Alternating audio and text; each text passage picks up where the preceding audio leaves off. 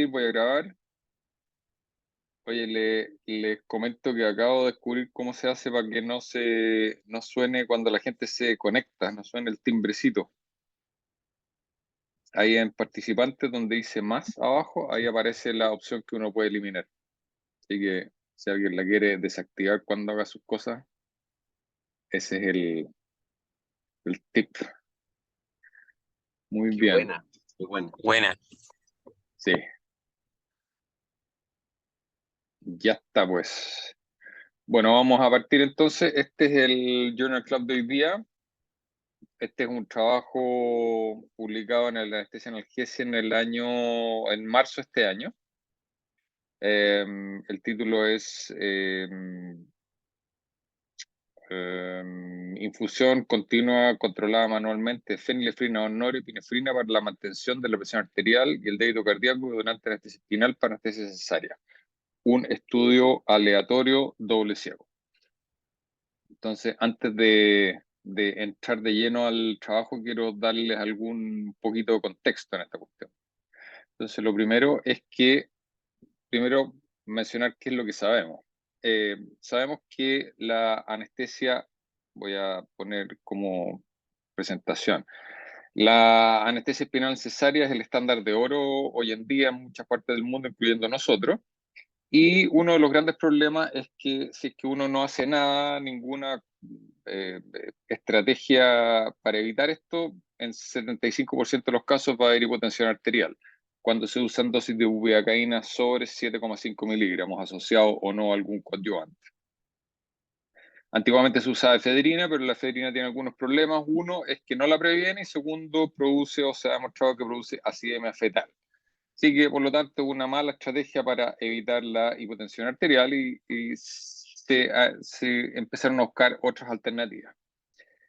Pero lo bueno es que el año 2005, Warwick Gan-Ki, que él es un neozelandés que trabajó mucho tiempo en Hong Kong, publicó este estudio que fue el estudio seminal, digamos, para empezar a usar drogas vasoactivas potentes e importantes, digamos, y que permitieran dar cuenta de este gran problema que era la hipotensión arterial. Y a raíz de este trabajo, ya podemos decir, digamos, a contar de ese año, es que ya disponemos de un tratamiento efectivo contra la hipotensión, con la técnica que ellos describen, que era el uso de fenilefrina en infusión continua más cohidratación, la hipotensión arterial bajó a un controlable 2%. Pero la pregunta es, ¿quién hace el truco? ¿Por qué esa mezcla hace que disminuya la hipotensión arterial? Entonces, aquí quiero mostrarles un poco la teoría de por qué ocurre esto. Es importante saber también que el flujo uteroplacentario depende principalmente del débito cardíaco. Si uno tuviera que elegir un parámetro hemodinámico para determinar el flujo uteroplacentario, es el débito. Pero el débito es difícil de medir en forma fidedigna, entonces uno se guía básicamente por la presión arterial. La fórmula del débito cardíaco, digamos, el modelo viene derivado del modelo de la ley de Ohm, derivado en fondo del estudio o del análisis de las corrientes eléctricas, donde el débito cardíaco es igual a la diferencia de presión partido por la resistencia periférica. Entonces, finalmente, uno puede decir que el débito cardíaco depende del retorno venoso y es limitado por la función cardíaca.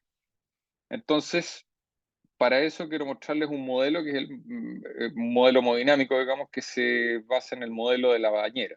En esta bañera es una tina en el fondo que tiene un drenaje que se une a una bomba y esa bomba va a generar un flujo que finalmente va a ser lo que salga por la chaya, que va a ser el débito cardíaco. Entonces, este modelo permite hacerse una idea más práctica, digamos, de cómo funciona el sistema hemodinámico y bastante simplificado. Entonces, lo que sale por ahí por la chaya es hacer el débito cardíaco. Entonces, cuando uno hace una anestesia espinal, van a ocurrir algunos cambios y algunas compensaciones. La espinal, al inducirla, digamos, produce inicialmente una disminución de la resistencia vascular sistémica, que está representado aquí por esta cañería rosada, y por otro lado, al disminuir la resistencia vascular sistémica, va a aumentar el débito cardíaco, que está aquí representada por esta bomba que está aquí abajo, como esta hélice. Pero además uno puede hacer la técnica que había escrito este autor en 2005, digamos, que es la técnica de cocarga, que es la administración de fluidos en su forma de solución cristaloidea, justo en el momento de hacer la anestesia espinal. Entonces, al aumentar la cocarga, aumenta la precarga y finalmente el débito cardíaco. La cocarga estaría representada aquí entonces por lo que hay en el tejido esplácnico, que es la cantidad de líquido que hay aquí en esta bañera, y cómo va a ser dirigido este volumen, digamos, hacia el corazón, que va a ser en fondo la precarga. Y esto va a condicionar fuertemente entonces lo que es el débito cardíaco.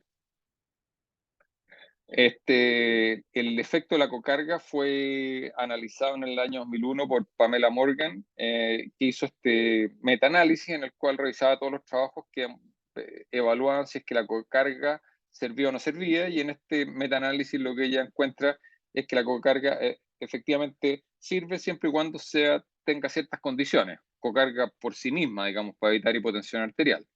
Y las condiciones eran básicamente que fuera una cocarga con coloides o bien envolver las piernas con medias elasticadas firmes, digamos, para poder reclutar ese volumen que tienen las extremidades inferiores. Cualquier otra metodología, precarga, cocarga con cristaloides en diferentes volúmenes, tenía poca influencia. Entonces, la cocarga por sí misma sirve, pero siempre y cuando tenga ciertas condiciones. Entonces, viene aquí el punto de que finalmente con este modelo, para explicar qué es lo que efectivamente funciona, digamos, también hay que considerar que cada una de estas zonas que les he mencionado tiene receptores catecolaminérgicos, y que van a tener entonces influencias cuando se usan drogas vasoactivas. El tejido esplácnico va a tener receptores alfa 1 que va a permitir, si es que se activan, va a permitir reclutar todo ese volumen para aumentar el débito cardíaco, el retorno venoso. Todo el sistema venoso que va a permitir el retorno hacia el corazón tiene receptores alfa 1 y beta, el corazón tiene receptores beta y la resistencia periférica principalmente receptores alfa 1. Entonces, cuando uno utiliza un agonista alfa 1 puro como la fenilefrina, lo que va a ocurrir van a ser dos cosas. Uno, aumenta la resistencia vascular sistémica, vale decir, la cañería que lleva el volumen hacia la chaya, y por otro lado va a recolectar el volumen que hay en el sistema esplácnico, digamos, representado aquí por la bañera, que también tiene receptores alfa 1. Entonces, con esas dos mezclas, digamos, lo que va a ocurrir al utilizar fenilefrina después de una anestesia espinal es que se va a normalizar la presión arterial y se va a normalizar, va a volver a la normalidad, digamos, el débito cardíaco. Entonces, esa mezcla de efectos es lo que hace el truco para evitar que haya hipotensión arterial. El problema es que la fenilefrina tiene algunos problemas a su vez. Uno, no tiene efecto beta, así que por lo tanto va a producirse una bradicardia refleja, y en segundo lugar, no disminuye la resistencia al retorno venoso, el efecto beta aquí en el sistema venoso que lleva la sangre hacia el corazón. Así que por lo tanto no necesariamente aumenta el retorno venoso y por ese mecanismo no aumenta el débito cardíaco. Ahora, el efecto que tiene la fenilefrina va a depender de dos cosas. Va a depender de las condiciones iniciales de la paciente, vale decir, la volemia que tenga ese paciente, y también de la dosis que uno esté infundiendo. Y acá les voy a mostrar una diapositiva. Siempre se dice que en una conferencia uno tiene que mostrar una diapositiva antigua, digamos, para que una conferencia se precie de tal. Bueno, les muestro aquí una diapositiva que da cuenta de la siguiente frase, una frase de Guyton del año 59, y que dice que pequeños aumentos de la resistencia venosa disminuyen el débito cardíaco 8 veces más que aumentos similares en la resistencia arterial. ¿Qué quiere decir eso? Que cuando uno ve aquí esta parte abajo del modelo, un aumento pequeño en el fondo en la resistencia venosa, la sangre que va llegando hacia el corazón, va a tener más influencia que la compresión que va a ocurrir a nivel del sistema arterial, digamos, para aumentar la resistencia vascular sistémica. Entonces, pareciera ser que es más importante el retorno venoso más que el aumento de la resistencia para mantener la presión arterial. Entonces, habiendo dicho eso, ¿quién hace el truco de esto? cuando uno usa un vasopresor alfa 1, es el uso del vasopresor más la volemización efectiva en su forma de cocarga. Con eso nosotros hemos dado cuenta entonces de que ya disponemos de un método efectivo, por lo menos desde el año 2005, para evitar la hipotensión arterial después de una anestesia espinal. Y aquí les muestro la foto del doctor Ganqui cuando estuvo hace poco tiempo en Chile, digamos, y ahí me dedicó este paper, me lo firmó el paper que yo le pedí que me firmara este paper que fue seminal para disminuir este efecto colateral de la anestesia espinal. Pero la pregunta es, ¿qué pasó 9 años después? Al año 2014 ya sabíamos que teníamos esta profilaxis efectiva utilizando la cohidratación más un alfa-agonista, la fenilefrina, y sabíamos ya a esas alturas que la fenilefrina había llegado para quedarse. Los grandes editoriales mencionaban que la llegada de la fenilefrina había sido un cambiador del juego, digamos, un game changer, y que en el fondo la fenilefrina iba a ser, o su utilización, esta utilización conjunta, digamos, fenilefrina más cohidratación, iba a hacer que reescribiéramos los textos. Existían, por supuesto, alternativas razonables, como usar dosis bajas para evitar la hipotensión, sí que eran alternativas de técnica anestésica que permitían, en el fondo, disminuir este efecto colateral, pero lejos la técnica más efectiva era el uso de fenilefrina más cohidratación.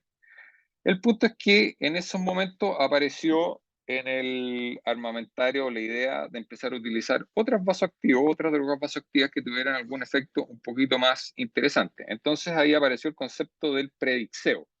Es un concepto que acuñó el doctor Dañino en una conferencia hace algunos años atrás, que en el fondo es una frase hecha por él, que en el fondo es una predicción más un deseo. Y la predicción, en este caso, y por eso pongo esta divina aquí abajo, es que hacia el año 2014, un poquito antes, la predicción era que si se usaba norepinefrina, iba a ser muy beneficiosa para el tratamiento de la hipotensión, y a su vez el deseo iba a ser que iba a ser mucho mejor que fenilefrina. Entonces, por eso ahí apareció este predicción de que norepinefrina promete como la bala mágica. Y a raíz de ese análisis, digamos, fue que apareció un trabajo en el año 2015, un poquito después, por el mismo autor Ganqui, en que hizo una comparación de norepinefrina con fenilefrina para la mantención de la presión arterial durante anestesia espinal. Y básicamente aquí la apuesta del uso de norepinefrina era que iba a tener la norepinefrina un efecto alfa 1 a nivel del tejido esplácnico para aumentar el retorno venoso,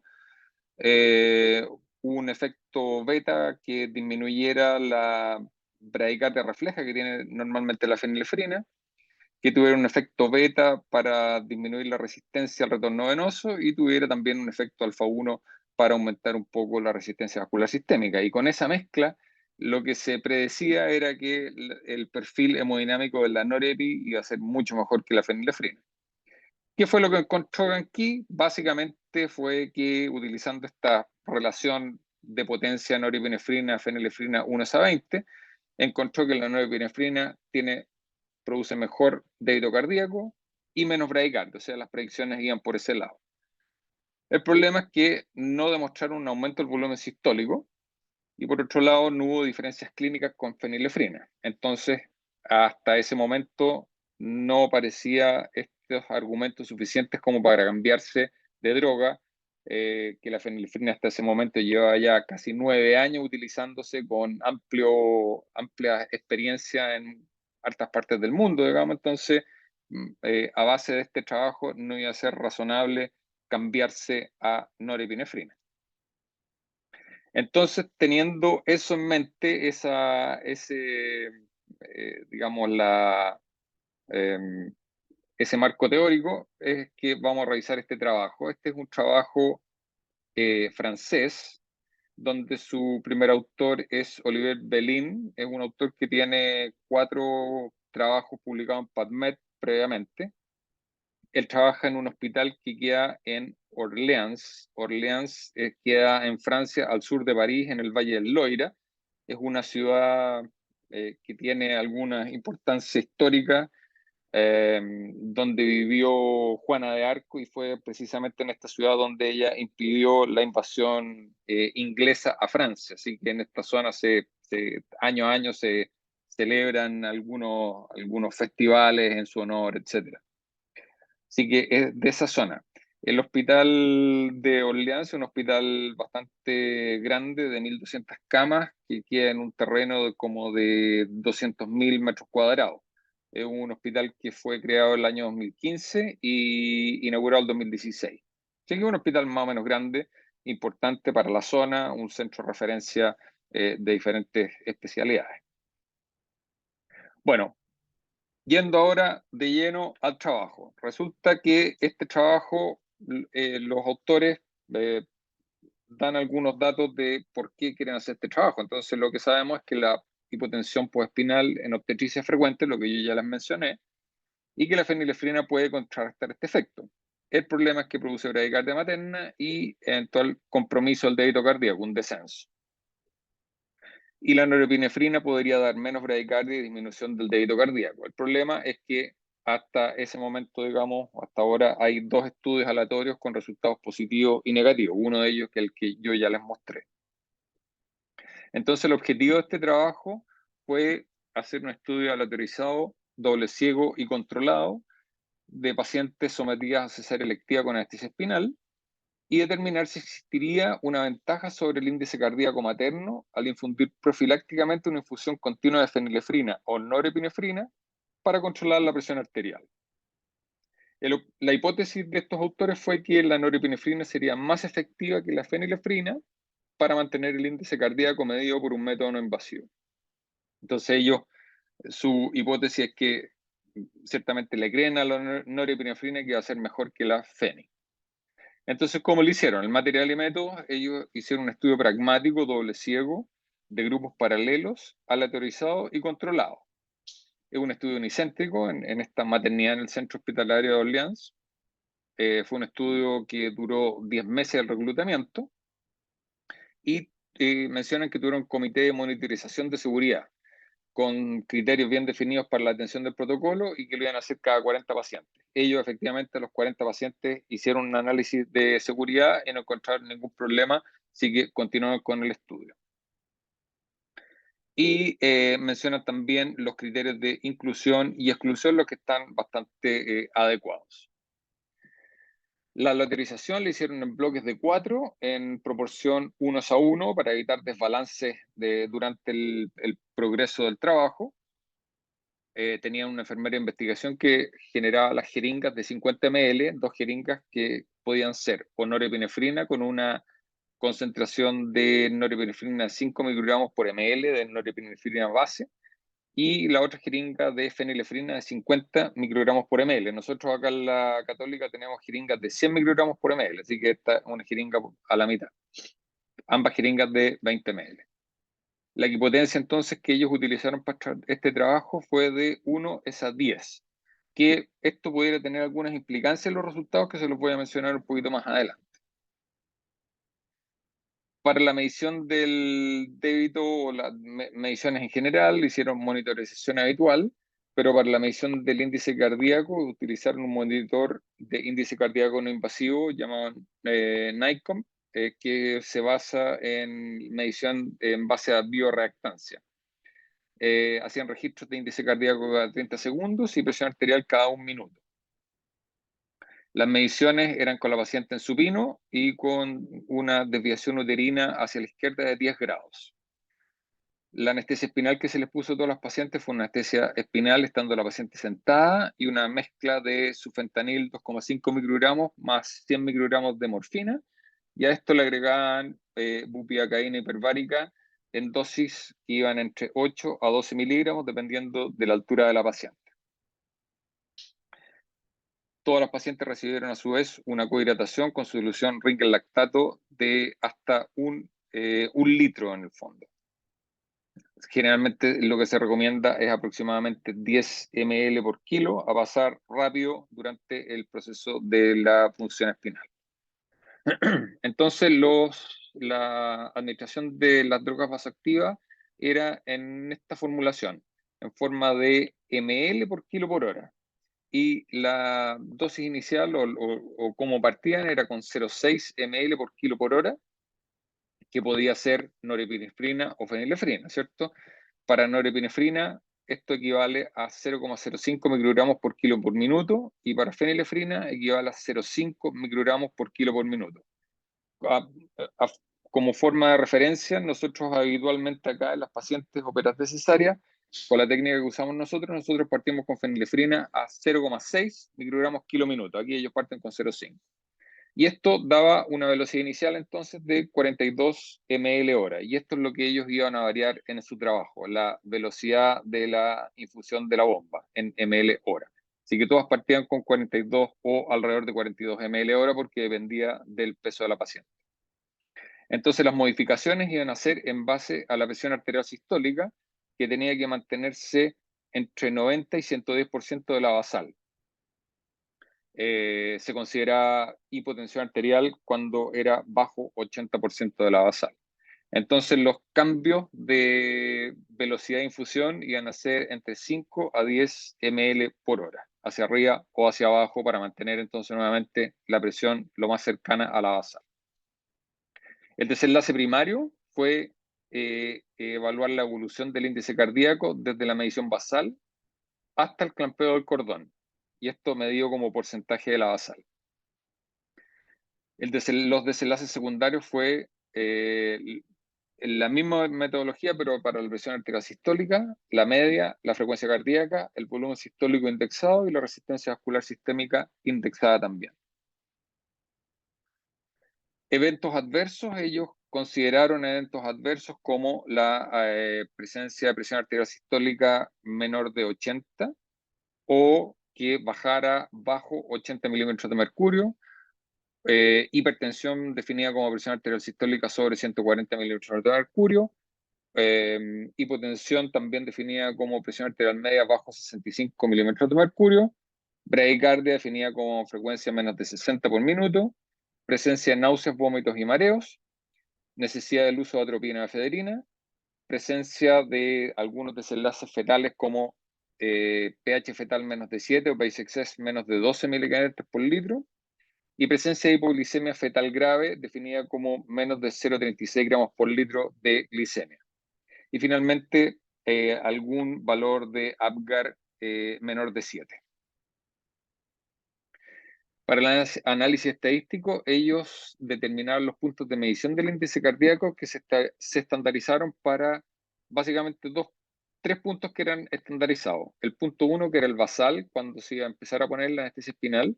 El punto 2, que era inmediatamente posespinal. Y el punto 8, que era el momento del clampeo del cordón. El resto de los puntos, que son del punto del 3 al 7, se distribuyeron equidistantes entre los puntos 2 y 8, para tener entonces, fueran comparables entre todas las pacientes. En base a un estudio previo, ellos determinaron que la desviación estándar del índice cardíaco en el tiempo era de un 22%. Y entonces, para su hipótesis, ellos dijeron que el índice cardíaco será mayor a norepinefrina por un 12%, por lo menos en 4 de 7 mediciones de las que ellos estaban tomando. Y bajo las condiciones de un valor alfa del 5%, un beta de 10%, con un paquete de un poder de 90, y considerando dos colas, ellos determinaron que iban a necesitar 62 pacientes por grupo, lo que está correcto este análisis de número de pacientes para estudiar. Se hizo un análisis estadístico con intención de tratar, ya que es un estudio prospectivo y de superioridad. Se analizaron las características basales de los pacientes en forma descriptiva, sin estadísticas, sino que solamente determinando la diferencia estandarizada de medias, que es lo que la gran mayoría de las revistas actualmente están solicitando. Y esto es así porque se basan en el concepto de que si la distribución de los pacientes en forma aleatoria, la distribución de las características basales de los pacientes debieran estar balanceadas. Las variables categóricas se describieron como número y porcentaje, y las continuas como media con desviación estándar o mediana con rango intercuartil. Y el desenlace primario, que era el índice cardíaco en el tiempo, se analizó con el método de análisis de varianza, con ANOVA, Y cuando para la comparación entre los grupos, cuando el ANOVA era significativo, se usó un test no pareado con corrección de Bonferroni por las mediciones repetidas. Para los desenlaces secundarios se usó la misma metodología para frecuencia cardíaca, presión arterial sistémica, presión arterial media, volumen sistólico y resistencia vascular sistólica indexada. Entonces, como ellos pensaban que eventualmente podían tener algún desbalance en los factores basales de los pacientes, ellos hicieron un segundo análisis, pero haciendo un análisis de covarianza para el desenlace primario, que es el índice cardíaco, para determinar si es que eventualmente, si era significativo, seguía siendo significativo una vez que controlaban por este desbalance que tenían en los valores basales. Para otros análisis posteriores, también hicieron un modelamiento lineal mixto desde el clampeo del cordón hasta el minuto 20, el fin de la infusión de las drogas vasoactivas. Y para aquellos pacientes que tenían datos faltantes, los famosos missing values, ellos hicieron una imputación de estos datos para poder completar su base. Lo que lo describen, digamos, y es correcto la forma como lo están haciendo. Los test estadísticos utilizaron fueron para eventos adversos, se usó el test de Fisher, para el porcentaje de tiempo con frecuencia cardíaca menos de 60, presión sistólica menos de 80, diastólica menos de 65 o hipertensión con sistólica más de 140, se usó un test T. Y para otros desenlaces se utilizaron test de chi cuadrado, Fisher, test, T-test o Mann-Whitney U-test, dependiendo de dónde correspondiera. Para el desenlace primario, como les dije antes, se hizo además una corrección de Bonferroni de 2 colas. El modelo lineal mixto por estos posibles desbalances se hizo también con un valor ajustado con test de Tukey. Y los desenlaces secundarios no se ajustaron para mediciones repetidas porque se consideran como resultados más bien exploratorios más que definitivos. El valor P considerado para este estudio fue un valor P menor a 0,05 de 2 colas. Así que en esas condiciones, vámonos a los resultados. Ellos estudiaron entonces 62 pacientes por grupo, donde en términos generales la edad era de 33 años con 39 semanas de gestación de las pacientes, en términos generales. Me parece que alguien levantó la mano. No sé si hay un comentario. La cagó la CP. Sí, Oye, dale. te pregunto ahora al final, ¿cómo queréis? Ya dale ahora, pues. Ya. Es que generalmente cuando se incluyen estos grupos de monitorización de seguridad, se castiga un poco la P, porque uno hace un análisis interino para ver la seguridad, pero eso tiene que estar castigado para ser correcto. Menciona algo al respecto, ¿no? No, no dicen nada. Eso está ¿cómo se llama? En el material complementario. No dicen nada, solamente dicen que hicieron un análisis interino, pero no encontraron ningún efecto colateral. Pero no dicen nada de la castiga de la P. Eso tenéis toda la razón. Perfecto, gracias. Ok, bueno, entonces, considerando entonces este grupo de pacientes, que son 33 años con 39 semanas de gestación para la superación de cesárea, encontrar algunos desbalances, y el desbalance se considera cuando uno ve la diferencia estandarizada, donde el valor es mayor a 0,1. Y las diferencias que ellos encontraron acá, que son leves, pero hay diferencias, son en la altura, en el peso de la madre, presencia de preeclampsia moderada, embarazo gemelar, diabetes gestacional, paridad, cantidad de sangre perdida durante el procedimiento, índice cardíaco basal, resistencia vascular sistémica indexada basal y volumen eyectivo, volumen eyectivo indexado de base. Todos esos tenían un cierto desbalance, que es poco, pero hay un cierto desbalance, así que hay que considerarlo después en el análisis posterior. Los tiempos entre los hitos 1 a 8 en el fondo fueron no significativos, se demoraron 27 minutos versus 30 minutos en ambos grupos, así que esto fue no significativo. Así que son tiempos razonables para una operación cesárea. La tasa máxima de infusión para cada uno de ellos fue para norepinefrina 57 ml por hora y para fenilefrina 63 ml por hora, lo que da una diferencia de más o menos un 10%. ¿Por qué hago este cálculo, este 10% de la diferencia en la infusión, que teóricamente deberían ser iguales si es que las dosis fueran equipotentes? Probablemente porque la equipotencia que ellos están usando de fenilefrina, norepinefrina, no es exactamente correcta, pero finalmente, bueno, eso lo voy a comentar un poquito al final. Entonces, para el desenlace primario, que es el que más nos importa, que es el índice cardíaco. ¿Qué es lo que encontraron ellos? Este es un gráfico, el gráfico que ellos hacen, en que en el eje de las X es el tiempo en donde aparecen los hitos que ellos consideraron, donde el hito número 4 corresponde más o menos a los 5 minutos después de la anestesia espinal, y el hito 8 corresponde más o menos a los 15 minutos después de haber sido instalada la anestesia espinal. En el eje de las Y está el índice cardíaco como porcentaje del valor basal. Entonces ustedes van a ver que en el hito 1 es cuando se hizo la anestesia espinal, el hito 2 va a ser cuando parte el vasopresor, y aquí ustedes van a ver que hay un aumento del índice cardíaco de más o menos un 20%, que es precisamente lo que uno ve cuando uno pone una anestesia espinal, y es porque disminuye la resistencia vascular sistémica, que es lo primero que ocurre, digamos, entonces por lo tanto va a aumentar el débito cardíaco. Y luego parten las infusiones, tanto la norepinefrina, que es la línea superior, que es la celeste, y la fenilefrina, que es la línea inferior, que es la naranja. Y desde el hito número 4, que es más o menos los 5 minutos, se ve ya una diferencia estadísticamente significativa de ahí para adelante, donde la preservación del débito cardíaco es mejor con norepinefrina que con fenilefrina. La norepi se mantiene un poquito sobre el 90%, mientras que la feni se mantiene más o menos entre 80 y 82% de la basal. Esto fue estadísticamente significativo para el análisis de varianza, y luego cuando se hizo un análisis de covarianza con el ANCOVA, también demuestra significancia esta diferencia, cuando en el fondo se equiparó por las diferencias basales que tenían los pacientes.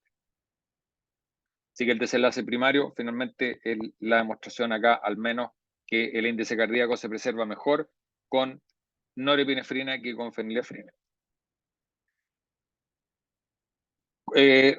¿Cuál es ¿Por qué ocurre esto? Básicamente aquí nuevamente en el cuadro de arriba aparece el cuadro que les mostré previamente, pero aquí más abajo aparece el volumen eyectivo indexado y la resistencia vascular sistémica. Y acá se ve que el volumen eyectivo desde el tiempo 4 básicamente tiene una diferencia, mientras que la resistencia vascular sistémica indexada no tiene diferencia. Así que probablemente este aumento del débito se deba más bien a un mayor volumen eyectivo con norepinefrina o preservación del volumen eyectivo, más que por una diferencia en la resistencia. Con respecto a los desenlaces secundarios, tanto para la frecuencia cardíaca, presión arterial sistólica y presión arterial media, no hay grandes diferencias, excepto en la presión arterial media en el minuto 4, donde se preserva mejor la presión arterial media con norepinefrina. Pero también cabe destacar que con ninguna de las dos drogas, digamos, no hay diferencia entre ellas en la disminución de la frecuencia cardíaca, cosa que está un poco en contraposición a lo que se había visto en otros trabajos, que con fenilefrina la frecuencia cardíaca disminuía más que con norepinefrina. En este trabajo en realidad no demuestran ninguna diferencia entre ambas frecuencias en ambos grupos. Con respecto a otros resultados, efectos adversos, efectos neonatales, básicamente tres cosas. Se ve que disminuye o el porcentaje de tiempo que se mantiene la paciente con presión bajo 80% es un poco mayor en fenilefrina. Estamos hablando de 2,3% del tiempo versus 8,5% del tiempo. Igual es poco, pero es mayor en fenilefrina. En segundo lugar, la presión arterial media, cosa que ocurre más o menos parecida, 0,5% del tiempo versus casi 3% con fenilefrina. Y finalmente, lo que más le llamó la atención acá es que en el grupo de fenilefrina hubo mayor número de pacientes de neonatos, digamos, con hipoglicemia grave, hipoglicemia bajo 36 miligramos por decilitro, con una diferencia que era de 4% versus casi un 20% en el grupo fenilefrina. Nuevamente, este es un efecto colateral que ellos está dentro de los desenlaces secundarios, así que es más bien, yo le diría más bien exploratorio, pero es un dato que apareció y que hay que hacerse, yo creo, cargo. Entonces, con respecto a la discusión, este es un trabajo en que dice que la infusión manual de norepinefrina proporcionó un mayor índice cardíaco materno que la fenilefrina desde el 5.º minuto hasta el clampeo del cordón. Y por otro lado, como no hubo diferencia en frecuencia cardíaca, se sugiere que el mayor índice cardíaco por norepinefrina por una mejor preservación del volumen sistólico indexado, lo que les había mencionado un poquito antes. Así que es bastante razonable lo que están planteando, bastante creíble. Ahora, por otro lado, la mantención de la presión fue menos óptima con fenilefrina que con norepinefrina, por lo menos en el minuto 4 después de la anestesia espinal. Pero aquí podría haber un problema de equipotencia que les mencionaba antes. Ellos usaron esta equipotencia de 1:10. Así que probablemente este efecto pudiera estar derivado de que están subdosificando a las pacientes con fenilefrina. Hay esa relación de potencia probablemente no es correcta. ¿Y esto por qué digo esto? A raíz de un trabajo del mismo Gan-Ki del año 2017 en que hace una relación entre fenilefrina y norepinefrina para ver su equipotencia, y él llega a la conclusión de que la potencia o la equipotencia es 1:13. Así que por eso esta relación que yo les decía, 1:10, probablemente están subdosificando con fenilefrina. Ahora, el segundo tema son los efectos colaterales. Y aquí me quiero detener un poco en el tema de la hipoglicemia. Ellos encontraron entonces una hipoglicemia en los neonatos, hipoglicemia grave, de 4% versus 19,6%. Y el punto es que esto podría haber sido en base solamente al azar, o también podría ser explicado por un efecto beta en que al producirse una estimulación beta disminuiría la insulina materna, eh, y por lo tanto en el grupo de norepinefrina estaría mejor preservada la glicemia tanto en la madre como en el recién nacido. Desgraciadamente ellos no le midieron glicemia a las madres, así que no sabemos si es precisamente este efecto, eh, pero algo hay. Pero nuevamente, esto podría ser derivado del azar. El punto es que en un estudio previo del mismo Gan-Ki del año 2015, él también encuentra que hay una disminución de la glicemia en los recién nacidos. Aquí medido en arteria umbilical, en el fondo, y en vena umbilical también se demuestra eso, en que estaría disminuida la glucosa o la glicemia en los recién nacidos que recibieron fenilefrina versus los que recibieron norepinefrina. Así que si en dos trabajos independientes aparece el mismo efecto, pareciera ser que algo hay. Así que esto no es para echárselo el bolsillo así de buenas a primeras, sí que hay que tenerlo en consideración. Ahora, ¿cuáles son las limitaciones de este trabajo? Es un trabajo unicéntrico, le pongo ahí un asterisco porque, claro, unicéntrico en Francia, pero ya había sido hecho algo parecido en otros lados, digamos, por estos trabajos que yo les mencionaba antes de Gan-Ki. Así que está aumentando el cuerpo de evidencia con respecto a este tema. Las características basales, algunas de ellas, varias de ellas estaban desbalanceadas, poco, pero estaban desbalanceadas, pero ellos se hicieron cargo de esto, hicieron un subanálisis con análisis de covarianza y pudieron demostrar finalmente su desenlace primario en forma correcta.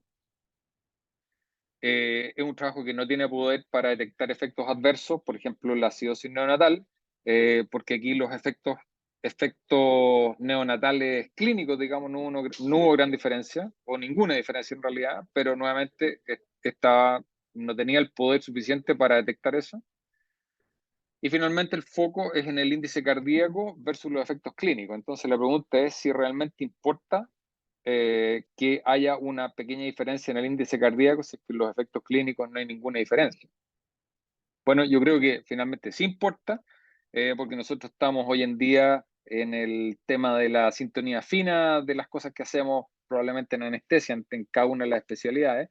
Así que, por lo menos en mi mente, esto sí, sí importa. Ahora, con respecto al uso de drogas vasoactivas por vía periférica, que es un temón, se usa norepinefrina y fenilefrina en dosis que no son muy concentradas. La norepinefrina que ellos usaron era 5 microgramos por ml y fenilefrina 50 microgramos por ml. Así que no son muy concentradas, pero esta concentración, si es que cayera fuera de una vena, podría provocar algún problema.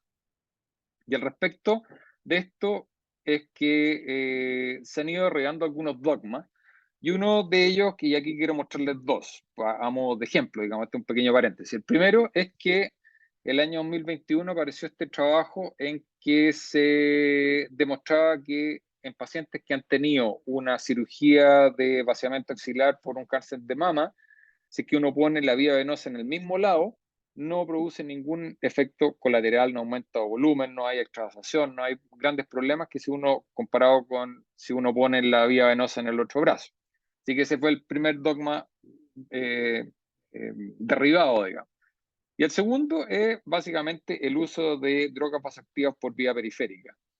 Este es un metaanálisis del año 2021 en que comparan cuál es la incidencia de efectos colaterales cuando se usan drogas vasoactivas por vía periférica versus vía central.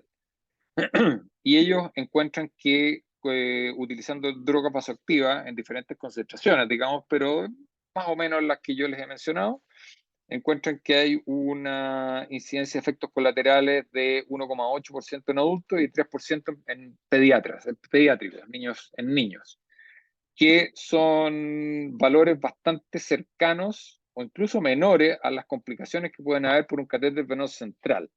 Así que, por lo tanto, esto yo diría que valida el uso de drogas vasoactivas por vía periférica.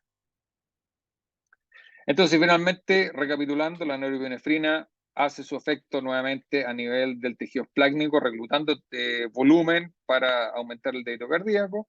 Por otro lado, no disminuye la frecuencia cardíaca por su efecto beta a nivel del corazón, mejora o disminuye la resistencia al retorno venoso por su efecto beta en este territorio, y finalmente también hace algún efecto alfa 1 en la resistencia vascular sistémica. Así que con toda esta mezcla de efectos con este modelo de la bañera, mejoraría entonces las condiciones luego de una anestesia espinal para operación cesárea.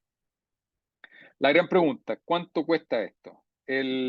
Una ampolla de Leofed de norepinefrina de 4 miligramos, aquí en la Católica, comparado versus 2 jeringas de fenilefrina de 100 microgramos por ml, de 20 ml cada una, el costo para cada una de ellas es el siguiente: 12.000 pesos para la ampolla de norepinefrina y 7.000 pesos para cada una de las jeringas prellenadas que utilizamos. Generalmente para una cesárea utilizamos o una jeringa y a veces utilizamos 2 jeringas, así que el valor puede llegar a hasta 14.000 pesos como tratamiento de profilaxis contra la hipotensión.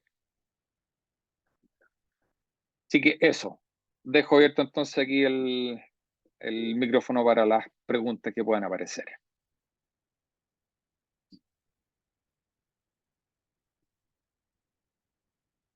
Peña. Hola, Laca. Oye, gracias por la presentación. Tenía varias preguntas. Una, ya la hizo el P en relación al tema del castigo por los cálculos, o sea, en el fondo por la monitoreo repetido, que a mí me parece que es bien relevante. Y lo segundo es ver un poco el tema de, finalmente, ¿para qué estamos haciendo todo esto? O sea, en la práctica nos estamos cambiando a norepinefrina porque efectivamente, al parecer, tendría un efecto sobre el índice cardíaco, pero desde el punto de vista de cómo lo estamos midiendo con un monitor. ¿Cuál es el nivel de validación del monitor que estamos utilizando como para poder llegar y decir que esos cambios son reales respecto a, o sea, es el gold standard? Lo segundo es en términos de lo que tú decís del uso de drogas vasoactivas en periféricos, digamos. Yo estoy de acuerdo contigo, yo creo que de alguna forma hay una suerte como una exageración de repente en no poder utilizarlo, pero no hay que desconocer el riesgo que Por ejemplo, en nuestro caso, las jeringas de fenilefrina están prellenadas a una concentración que esperamos, si es que la farmacia está ok, debería estar en las concentraciones adecuadas. Sin embargo, si empezáis a manipular una ampolla de norepinefrina, hay un riesgo real de que uno se equivoque en las concentraciones. De hecho, eso ha pasado y nos pasaba con la fenilefrina también.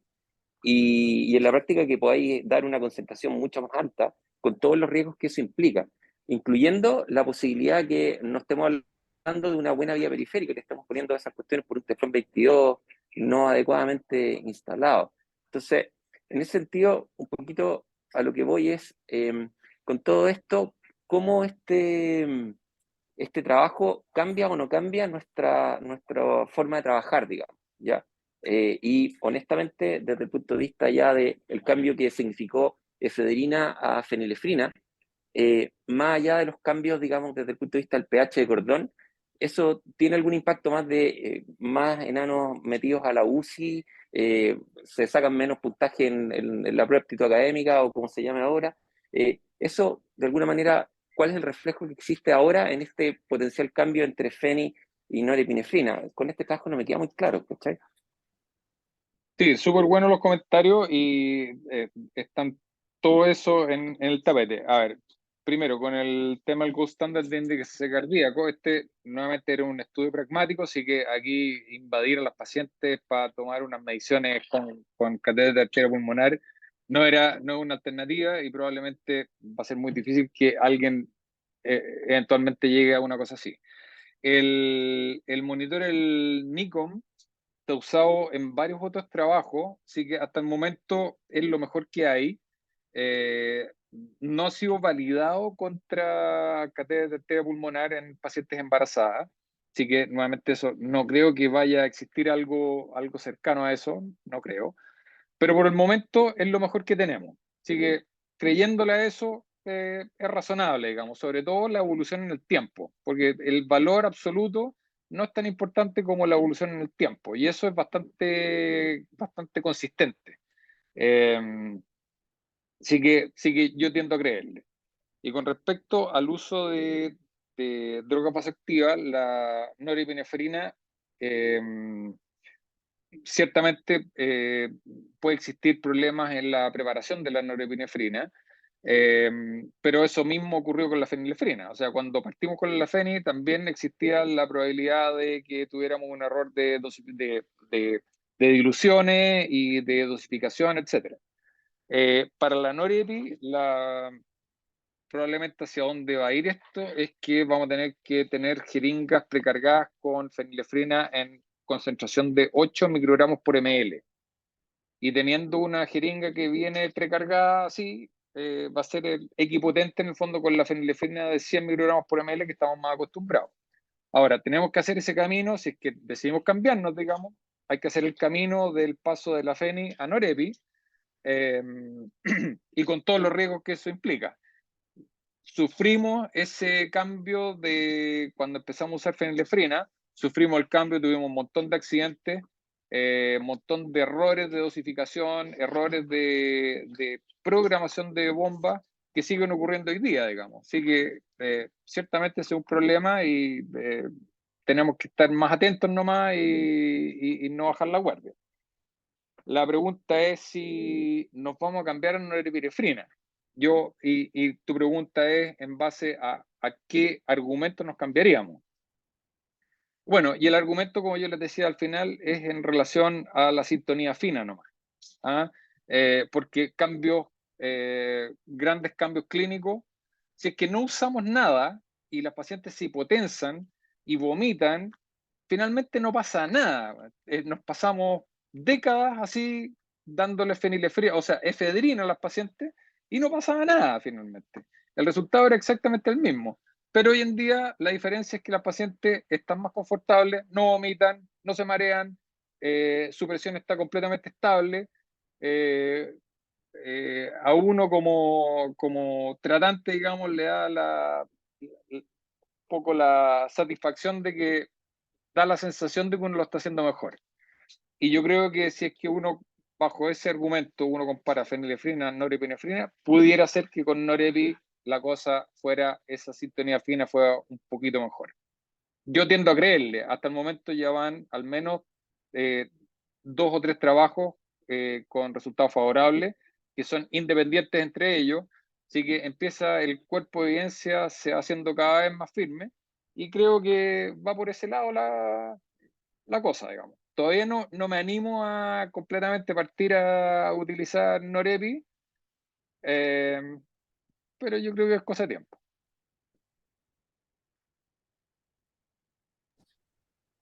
Placa.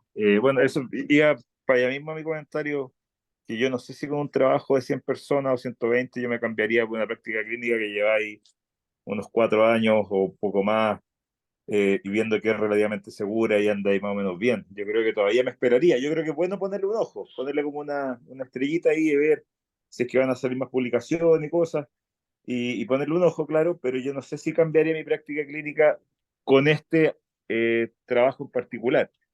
Lo que se puede hacer en la medida que se vaya acumulando evidencia son estos metaanálisis, consequential trial analysis, que básicamente lo que hace es poner un corte, un límite de corte de cuando tú consideras que esto ya es definitivo un poco.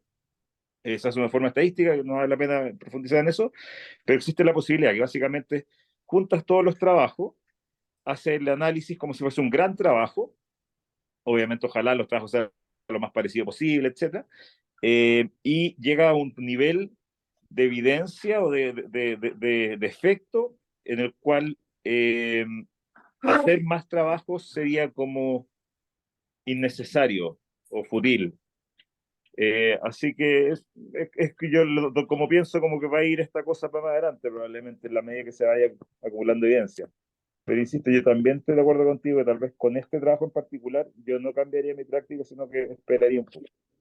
Sí, totalmente de acuerdo. Sí, pasó una cosa parecida con fenilefrina. Piensa que el trabajo original de Ganqui eran poquitos pacientes también. Eh, sí que, pero a medida que empezó a aumentar este cuerpo de evidencia, bueno, la gente cayó casi por su propio peso, digamos. Yo todavía no me animo todavía a cambiarme, pero yo creo que va para allá.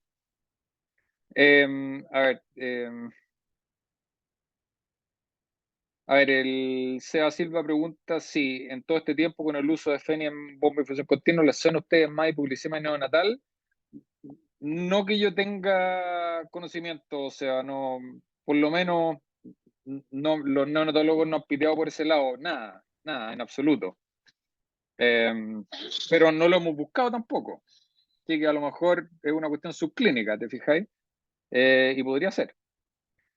A ver, hay un, dice iPhone Matitas. No sé quién es Mati, Matitas. sí, Es Mati, ya. yo, Matías. Hola. Oye, no, un poco para... Hola, ¿cómo estás? Oye, gracias por la presentación. Rápido, como un par de puntos para aclarar.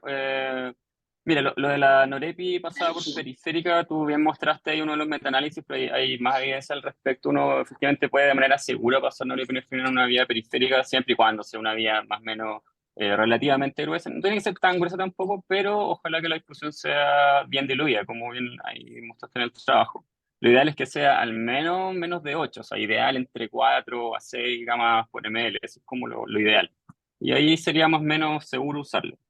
Y entre comillas, la Norepi igual es una droga bastante noble en el sentido de que el efecto es mucho más predecible que de hecho lo es en la fenilefrina. De hecho, los estudios demuestran que la dispersión del efecto fenilefrina versus norepinefrina, claramente en los pacientes del punto de vista clínico, el efecto hemodinámico es mucho más disperso en fenilefrina versus norepinefrina. Entonces, por un lado, una droga un poco más precisa, tiene sentido ocuparla en este estudio, etcétera. La duda está clara. Ahora, lo que no me sorprende del trabajo es que haya demostrado un outcome, digamos, desde el punto de vista del índice cardíaco, porque claramente la fenilefrina no tiene efecto sobre el índice cardíaco de manera directa, como sí lo tiene la norepinefrina. Lo que también me llama la atención del trabajo es que utilizaron efectivamente este monitor, el Nikon, que, como tú bien le dijiste, no está validado en obstetricia, si bien estaba validado en otro, ya desde 2007, en otro setting.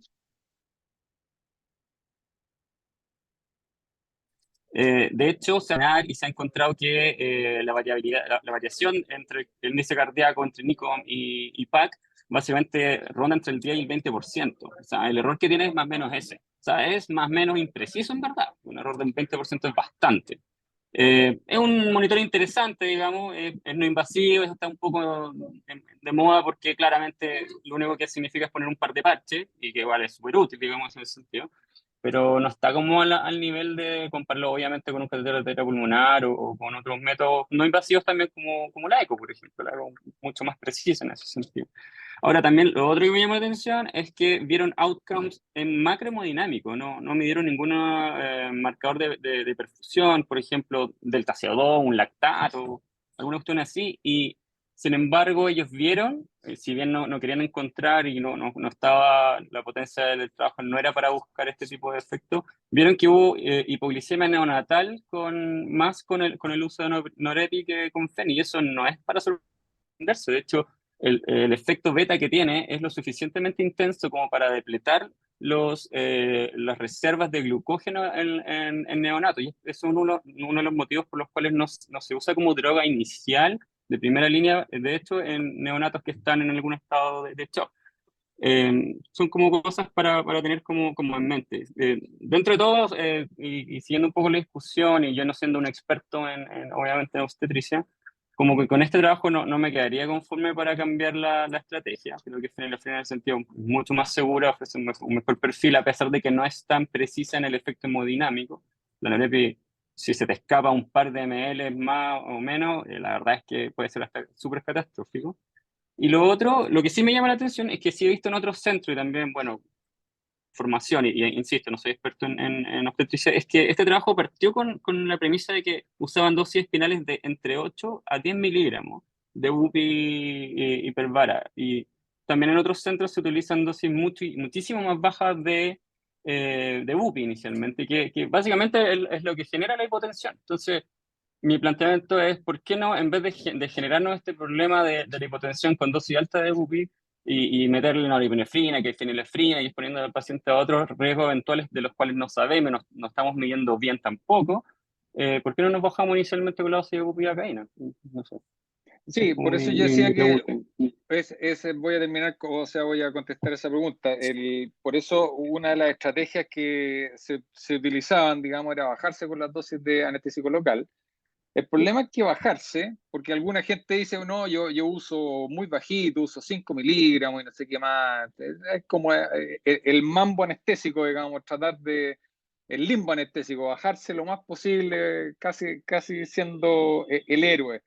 El problema es que eso te va a generar en algún momento la cirugía disconfort o derechamente dolor que va a tener que empezar a usar polifarmacia. De hecho, está demostrado en un metaanálisis en que cuando utilizáis menos de 8 miligramos de bupivacaína, el riesgo de suplementación anestésica durante el procedimiento es de 1:4. Entonces, cuando usáis esa técnica, tenéis que usar una técnica basada en catéter. Tenéis que usar una combinada, o una peridural o una espinal continua, lo que tú queráis, pero tenéis que tener un tipo de backup para poder suplementar. Entonces, por eso en muchos centros se usan dosis bastante más altas. De hecho, nosotros estamos usando sobre 10 miligramos. Eh, Además, porque los tiempos quirúrgicos de esta institución son bastante más altos de los que pueden ser en un centro privado, en que operan gente con mucha experiencia y que se demoran, no sé, de piel a piel, se demoran 30 minutos cerrados, digamos. Acá puede durar 1 hora 20, una cirugía tranquilamente, con becados nuevos, etc. Entonces, ese es uno de los puntos. Con respecto al tema de la microhemodinamia y cómo medirla, en este caso, bueno, como es un trabajo pragmático en que no estáis invadiendo a los pacientes, no tenéis cómo medirle el lactato. Tendría que ser lactato venoso, a lo mejor una nueva función venosa para no meterse en la arteria, etc. Sí que por ese lado yo creo que era un poquito más complejo de hacerlo, digamos. Pero ciertamente es un punto que está al debe. Y finalmente lo que tú decías es más confiable en la norepi que la fenilefrina. Y esta es una pregunta para los expertos en cardiovascular. Si ustedes han visto que la latencia del inicio de acción de la norepi es más larga que la feni. Y esto, ¿por qué se los pregunto? Salió hace poquito un trabajo en que recomiendan una dosis de inicio cuando usáis norepinefrina, una dosis de inicio con un bolo y después una infusión continua. Lo que me parece razonable a mí desde el punto de vista de farmacológico, digamos, cómo funciona. Pero no sé si tiene usted esa percepción de que la norepi se demora un poco más en partir que la fenilefrina. Sí, la verdad, Tito, mira, desde mi punto de vista, depende de cómo la estés administrando. Porque básicamente la latencia, en la mayoría de los casos, uno lo ve en la clínica que se debe básicamente a que uno pone una infusión, por ejemplo, programa 0,05 gama kilómetro, y uno tiene una bolsita de una concentración, por ejemplo, de 8 miligramos en 250, no sé, algo así, 32 gramos por ml. Y si uno lo lleva al ml ahora, la verdad es que se da cuenta que cuando uno quiere una dosis de 0,05 o 0,1 gamma, que son más o menos dosis relevantes, el ml ahora va a ser tan pequeño que se va a demorar mucho en atravesar la línea, digamos, ya sea central o periférico grueso, si está en periférico, para llegar al efecto final. Entonces, claro, uno pensaría que chuta, a lo mejor es porque la droga tiene una latencia desde el punto de vista farmacológico, pero primariamente yo creo que tiene que ver con un tema de delivery, en el fondo. De hecho, una de Ok, las estrategias que yo utilizo frecuentemente es poner una driving line, o sea, detrás de la infusión de Norepi, o sea, en el fondo una línea que esté infundiendo a más del ml hora que yo voy a infundir con la Norepi, y eso disminuye considerablemente la latencia. perfecto. Lo del bolo, claro, o sea, uno puede pasar el bolo como cargando, digamos, el sistema para elevar los niveles plasmáticos en Norepi mientras llega la infusión, digamos, pero en el fondo es un tema de tiempo por la línea, más que el fármaco mismo. Ya. Sí, que en las mismas condiciones con Feni me da la sensación, es una sensación nomás, que la latencia es menor. Pero sí, perfectamente puede ser eso. Lale Luengo tenía una pregunta. Sí, cortito, Dale, porque ya son como las... sí, nos vamos. Última. No, yo estoy de acuerdo contigo en cuanto a abrirse a usar el Leo, porque en el fondo fisiológicamente tiene sentido. Que uno no pueda lograr eso con otras mezclas, como por ejemplo fenilefrina, efedrina, también se podría, quizás eventualmente fuera más barato. Porque tiene lógica en el fondo tener un efecto alfa, efecto beta, desde el punto de vista de aumentar el retorno venoso, aumentar el inotropismo, que no te lo va a producir por sí solo la fenia. Entonces creo que hay que abrirse. Además, hay otro tipo de pacientes en los cuales uno ve efectos como deleterios del uso de feni en infusión continua, en tanto como disminuir gasto como aumentar lactato. Los pacientes de neuro se ve básicamente que si tú usas solamente feni para aumentar la resistencia vascular sistémica, a medida que pasa el tiempo se empieza a acumular el lactato. Lo cual no tampoco tiene un efecto en particular, pero digamos te ensucia un poco los exámenes. Entonces estoy de acuerdo, creo que hay que solamente buscarle la mano, la dilución, y empezar a como abrirse a usarlos, digamos, en bolos de forma muy diluida. En otras partes ya se hace. En México muchos anestesistas usan bolos de Levofed como efedrina, pero muy diluido, digamos, 3 gamas, 6 gamas, y digamos, no creo que tengan efectos adversos. Simplemente la forma en cómo utilizamos en nuestra cultura, cómo nos han enseñado, que nos produce, digamos, como miedo a cambiar.